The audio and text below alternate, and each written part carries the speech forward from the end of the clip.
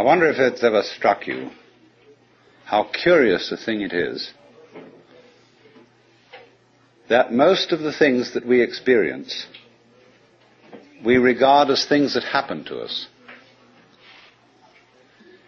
which we ourselves do not originate, which are events expressing some sort of power or activity that is external to ourselves. And if you consider that, you realize that what you mean by yourself is rather narrowly circumscribed.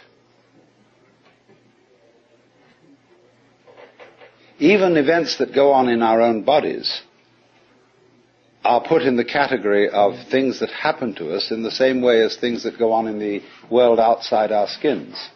If there's a thunderstorm or an earthquake, well, it happens to you. You're not responsible for it. But so in the same way, when you have hiccups, you didn't plan on it. If you have belly rumbles, you had no intention of doing it. And as to the catastrophic act of getting born, well, you had nothing to do with that. And you can spend all your life blaming your parents for putting you in the situation in which you find yourself.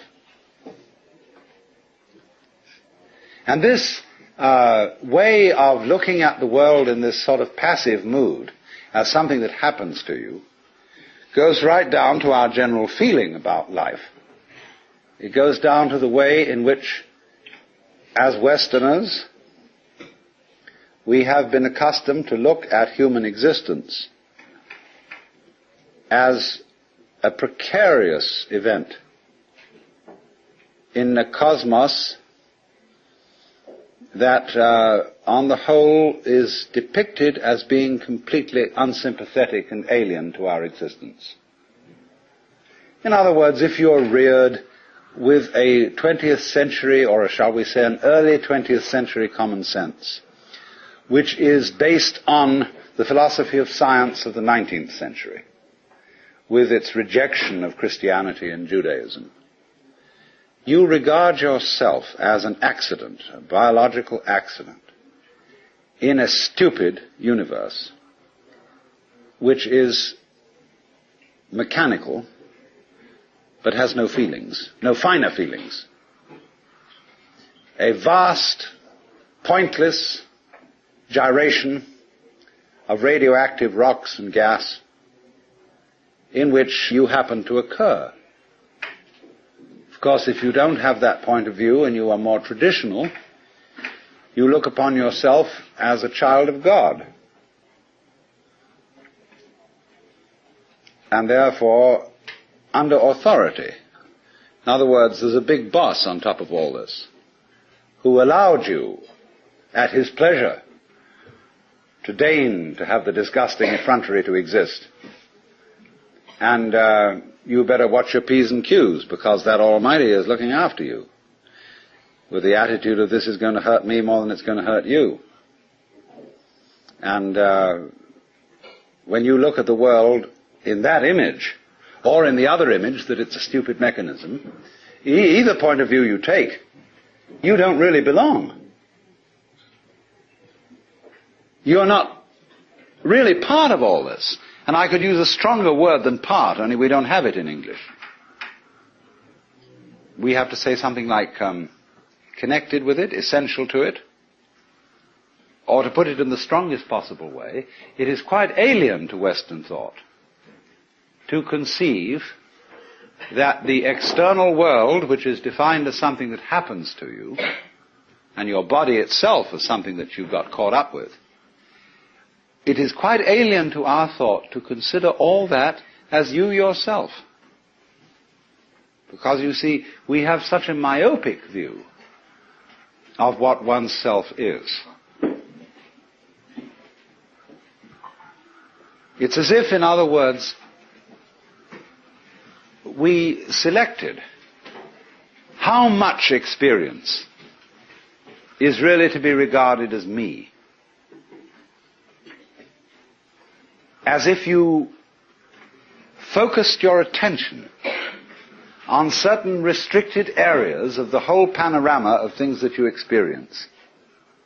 and say, I will take sides with that much of it. Now, we come here right at the start to an extremely important principle, which is the different points of view you get when you change your level of magnification. That is to say, you can look at something with a microscope and see it a certain way. You can look at it with the naked eye and see it in a certain way. You look at it with a telescope and you see it in another way. Now, which level of magnification is the correct one? Well, obviously, they're all correct, but they're just different points of view. You can, for example, look at a newspaper photograph under a magnifying glass, and where with the naked eye you will see a human face, with the magnifying glass you will just see a profusion of dots, rather meaninglessly scattered. But as you stand away from that connection of dots, which all seem to be separate and apart from each other, they suddenly arrange themselves into a pattern. And you see that these individual dots add up to some kind of sense.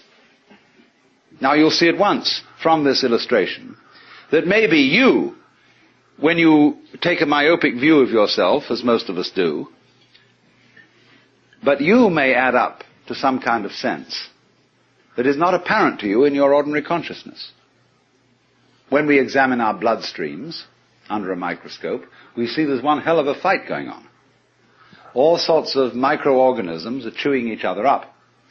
And if we got overly fascinated with our view of our own bloodstreams in the microscope, we should start taking sides, which would be fatal, because the health of our organism depends on the continuance of this battle. What is, in other words, conflict at one level of magnification is harmony at a higher level. Now, could it possibly be, therefore, that we, with all our problems, conflicts, neuroses, sicknesses, political outrages, wars, tortures, and everything that goes on in human life, are a state of conflict which can be seen in a larger perspective as a situation of harmony?